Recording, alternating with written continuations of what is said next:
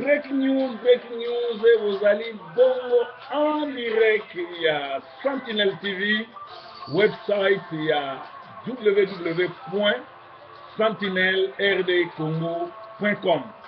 Puis, vous allez bongo en direct. Il y a Soft 15 TV. Et si kawapi, bozolanda biso chaque boutou, pe ezole kamalamo. Vous allez bon en direct, il y a Soft 15 TV. Na internet obeti www.soft15.com okozwa biso soki ebimi okei na la chaîne en direct okozwa proverbe 30 kuna mikolo nyonso nalekaka plus de 4 fois na 10 heures ya Tongo, heure ya Canada, 14 heures heure ya Canada, 19 heures heure ya Canada, puis 23 heures heure ya Canada. Donc tozo kotravailler kuna ensemble basango Congo. Basango ya lelo faux coup d'état na Burundi esengeli boyeba ke makambo nyonso to esalami na Burundi ezali monté fabriqué par Inyanze Hippolyte Kanambe ye moto apesaki lipasa na ye wana camarade na ye wana idée ke basala ye faux coup d'état na général wana parce que abatamaki na côté ya est ya Goma ya Kivu ya Bukavu et na tongo Obama gangelaki ye azui avion azongi bosi omona wapi coup d'état esalami bato oyo ba général oyo basalaki coup d'état bakangi bango te eloko mo esalami te ezali Kanambe moto asalaki ndenge wana ameka mpona kodécourager ba oyo balingi makambo bongo esalama na Congo. Alors biso bakongolais eloko nini tokoki kozwa lokola leçon na faux coup d'état oyo esalami na Bujumbura eloko ya liboso il faut biso ba résistant to continuer kotia pression to continuer ko former communauté nani ba congolais ko yebisa bango babanga eloko moko te bazala toujours na kondima ke kosimba pe lisusu to banga eloko moko te malgré armée na biso eza infiltré vrai coup d'état peuple alonga armée ba américain bazalaki bien équipé na Vietnam na guerre à Vietcong bakokaki te po bakutaki guérilla ya laikuna donc biso fo tosala ndenge wana tobanga eloko moko te tobanga eloko moko te tobanga eloko moko te na bamakambo nyonso ozoyeka na Congo esengeli tokeba nango parce que soki botali bien bokomona ete arrivé ya bafaux combattants bakolabo oyo baza na Kinshasa eza na bit kaka moko étouffer dossier oyo ya kolobela sur bafausse commune bino moko bozomona ke banda bafaux combattants bakiti na kin oyo Jean-Marie Kassanda asombi bango tu bato ya ekolo moko bato ebele bazobenga nga tribaliste et tout mais nani yango abosani ke bato bateki mboka wana eza bato bandundu oyo nga mona moto bandundu bakendeki kosigner baccord na 2006 mpona koakompagne Kabila palu IDPS baluba bateka mboka bashwayeli kutu n'en parlons pas parce que bamema na rwandais bapesi ye nationalité. Alors na bangala donc 4 ethnies oyo nde eteki mboka ezali bashwahili baluba bato bandundu na bangala donc ntango nazoloba bongo nazali tribaliste te nazoba likambo ya solo palu eza moko ya parti politique oyo nga nazalaki membre nango bafamille na nga mobimba baya bato ya palu comme moto bandundu nyonso se respectaka batrahisa bateka mboka mpo basinya baccord na nani na MLC eza bangala. Donc, botika biloko wana koloba biloko pamba ke naza tribaliste et tout. Je ne suis qu'un nationaliste qui dit la vérité. Ngande na aboyi, même papa abotanga, maman abotanga, soki a komi kolabo, na ko kanga bango, na ko dénoncer bango parce que naza nationaliste. Donc, ezali ndengwana. Alors, to yeba ke eza bongo. Tambwe Mwamba arrive ce samedi à Bruxelles avec une mallette de Joseph Kabila plein de dollars pour chercher à corrompre l'Europe et étouffer les scandales de charnier de Maluku. Yango zomona scandale oya ba charnier ya Maluku nde ebelisi bango mutu yango moni babimisi mbongo ba sombi ba kolabo oya baluba bazoloba ke baokita kin tala banda bakiti kin batu nyonso tu babosani masolo ba charnier ya Maluku ekomi kaka combattant ekomi bo et puis awa tozo benda papa Molière Matoyi ki kolabo na yo se monani.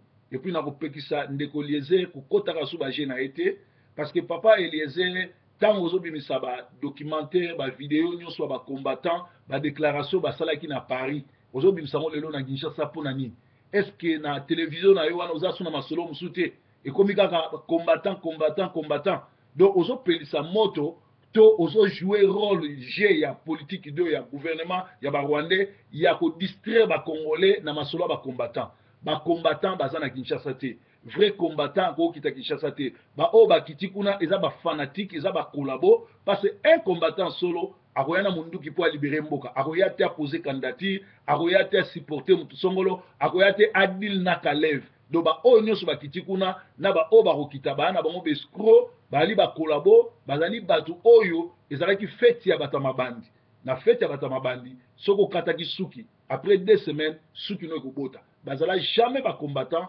bazali bescro bazali bato ya bacorrompre bango en passant awa tozokommunike na bino nyonso Honoré Mwanda ya Pareko, après avoir kosala musala ne biye ya koinfiltre komba, ya kolalisa komba, ya kokosa komba, bautaki kokutana na Kanambe na Malebo, donc na Guinée équatoriale, je crois kuna, esika bakendaki kokutana parce que azo senga siko akita na Kinshasa officiellement. Donc Honoré Mwanda kala mingi te na Kinshasa. Pourquoi?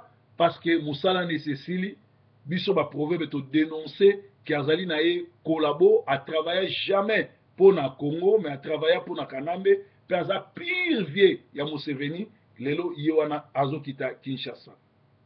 Alors bato wana babimisi ba faux combattant pour balalisa bino pongi pour ezala te boyebaki bacombattant bazokita bacombattant nyonso bazokita mpona kodistraire bato mpe mpona kodestabilize komba me bayeba bango ke tosi totimbeli bango mokolo tokokanga bango bakoleka na bapoto mpo basali haute trahison ndenge moko na Kanambe na Boshab na Zakari na Mende na bato Ruberwa bato wana nyonso na bakengo.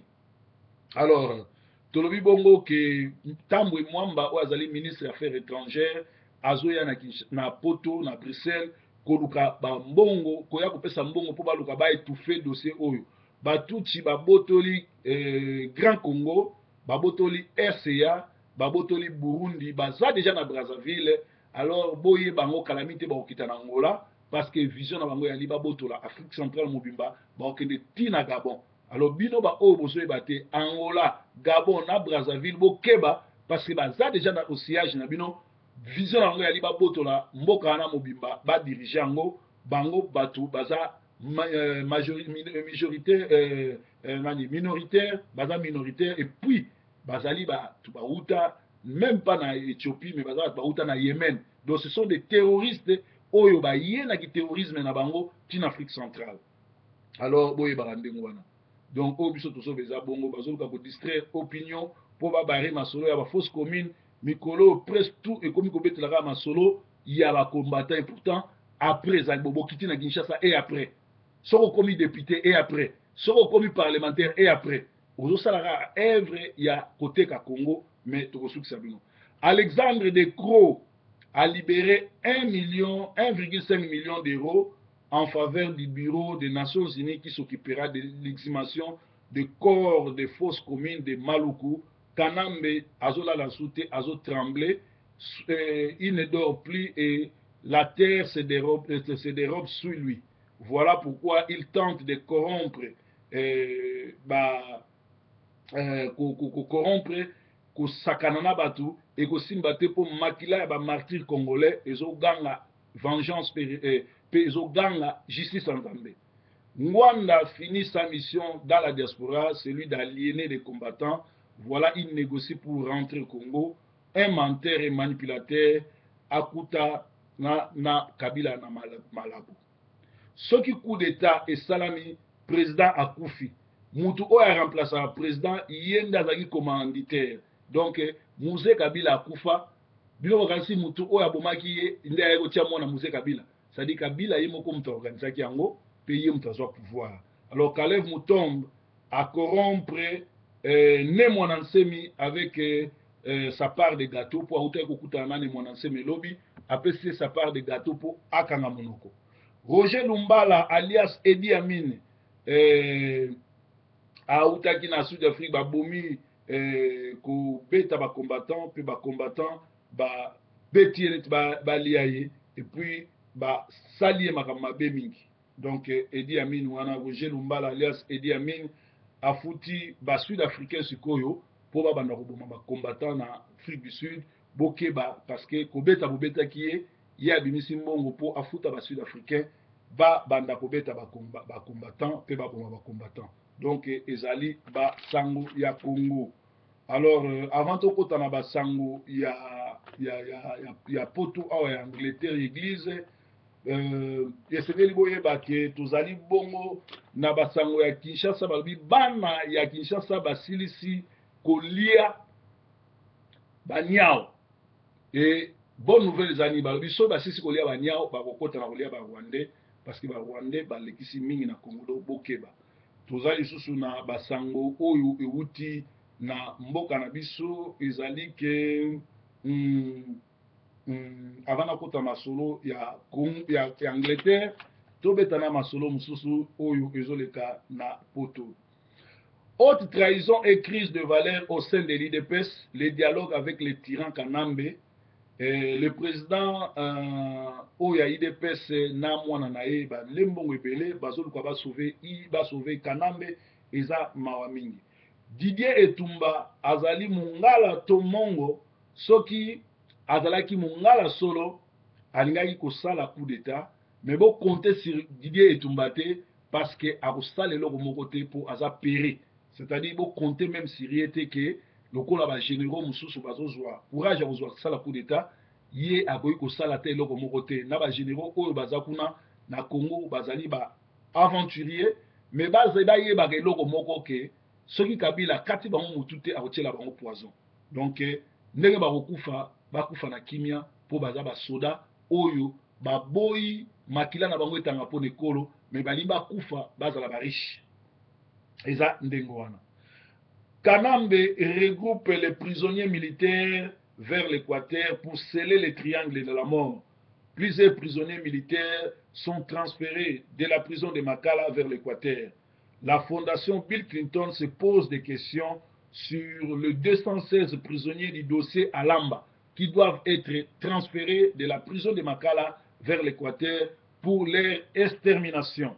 Alors, Gemena, infirmier Oyo, Akufaki, Ezali, agent, il y a tout type de Oazakapawa, Oazakala Manchester, Simplice Salamonde Abomaki, parce que Ndekonae Oazali, général Kuna, apesa Mustafa, apesa Kaeba, training, Sokaki Kuna, Aboma, mois 3 mois 4 Congolais. Alors, Esali, que infirmier na Gemena basali grève munene pe ba yebisi biso to ke bandeko o auta ko boma na mbandaka kuna azongi deja na Manchester bo ke bana ye auti ko sala exercice ya ko boma komela makila ba Congolais pe to lobaki mutu nyonso oya ko lobaza ndeko na ye to aza camarade na ye ayebaki akomi pe ennemi ba Congolais to ta compte à rendre pe compte à rebours ekozala ata bokimisi.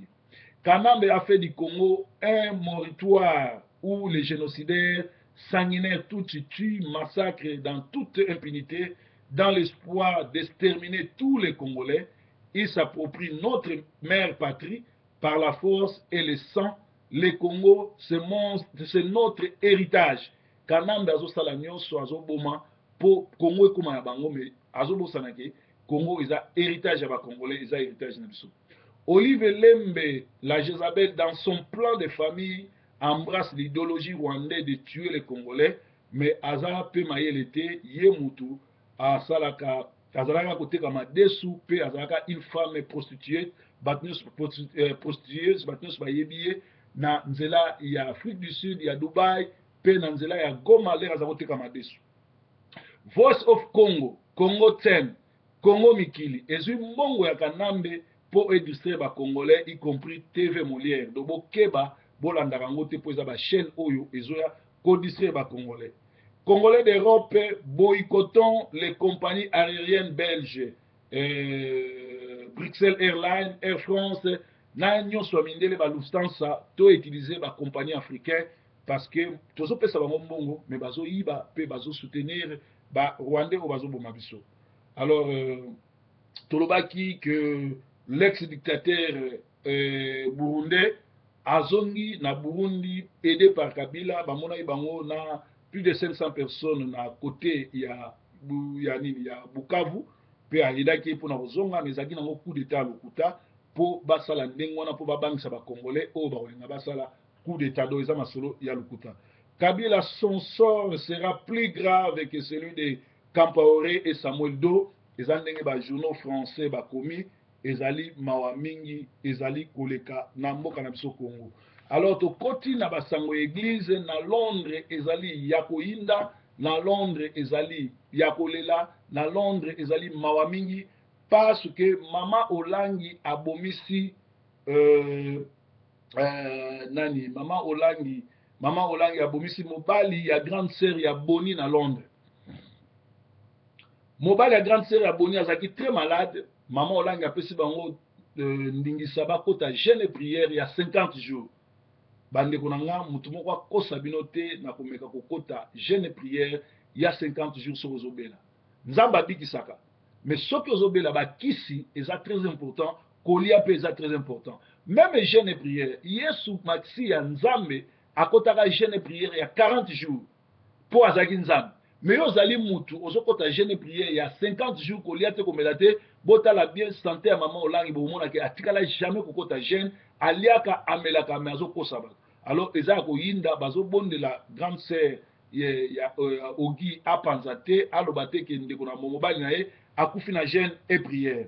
Na Kinshasa ezali ya koyinda parce que ACK ebwakisi mukuna oyo aza pasteur na bango mpona babuzoba oyo nyonso to asali ya kobina maingeta ya kosansocier na basataniste pe ya komema église mobimba na stade kokende kokumisa satana mpe kotia mbongo ebele na renaissance et pourtant ekokaki aide babola baveve baoprime azosala yango te. Ndeko moko na nkombo ya aime ya musicien aza ya kolala na hôpital wana alingi akufa, wapi bato bapaster wapi bato na Nzambe mpona konde koyede eza pasi mingi. Donc bokeba na biloko oyo wana. Donc bokeba soki ozobela kosala jamais jeûne liaka bondela sikoyo baza kobondela mwasi wana aloba vérité te. Mwasi famille ya Boni famille nyonso bazotia pression mpona makambo wana nyonso tu ezosala makuna. Alors tolobaki lisusu ke na Irlande pasteur Rema alias Apolosa soki pe koluka soki pe nini bakangi lisusu na mwasi ya collaborateur na ye. Awa tozokita tozopesa lisango ke ndeko na biso oyo boyebaka mingi na kombo ya Jérémie retour à la parole akota libala et pourtant ye moko azalaki libanda ya parole. Maps Lempidiki asala nyonso abebisa réputation na ye apanza ye place akota libala amona na susu na TVT bobondela mpona ye parce que Nzambe alongole milimo ya ekobo oyo ezosala ye mpo ndeko wana mosala na ye kotaka mabala pe akoti su libala me mutu apanza ye bien ezali Maps. Jean René azwi kombo ya sika na kombo Abeba alia viande. Donc kombo ya Jean René ya sika Abeba po alia viande. Alors ti lelo toyebi te afundaki biso na tribunal nini na la police nini po ti lelo tozwa ata convocation te tozwa pe ata col moko te.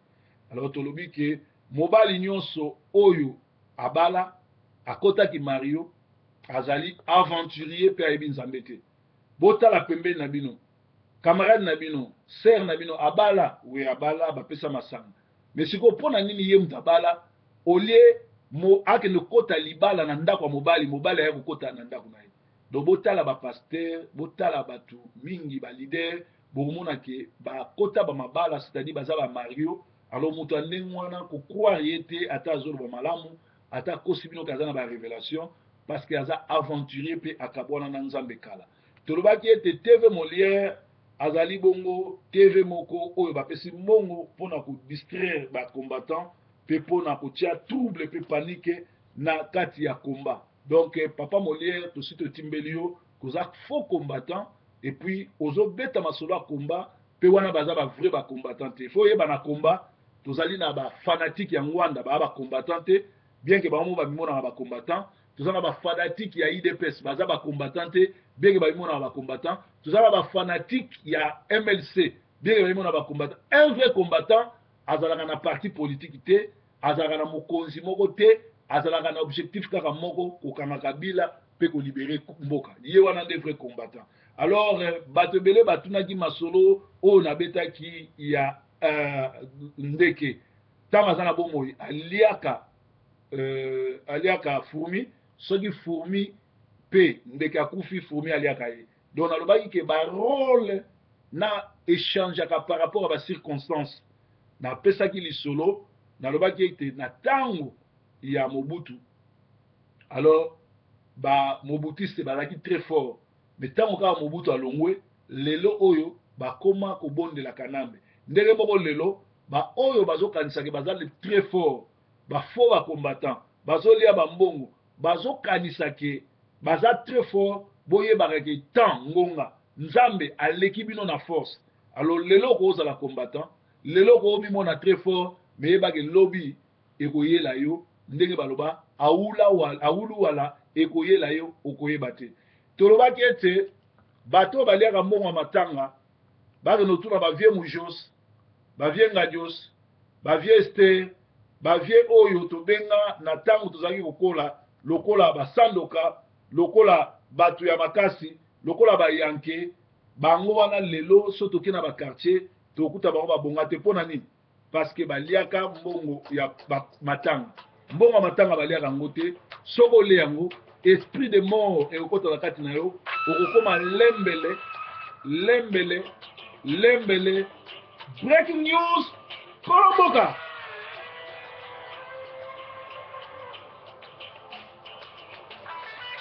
la kwanzila eloko nini tokosala biso bakolomboka olanda nzembo en direct de Softskills TV télévision émettant sur internet vous appelez na www.sentinelle-rdcongo.com bato oyo baza déjà na posta ya film Fwaku Mputu film eza déjà sur place distribution nango kalami te boyoka sango nango Fwaku Mputu film oyo ekobouge eyali na kote ya Lyon bokende na shop biso na biso bokozwa bafilme wana kalami te nazotinda yango kuna na Canada na Paris na Bruxelles Paris bokende na Château Rouge bokozwa yango kolomboka lamuka nakisa mayele ya bakolomboka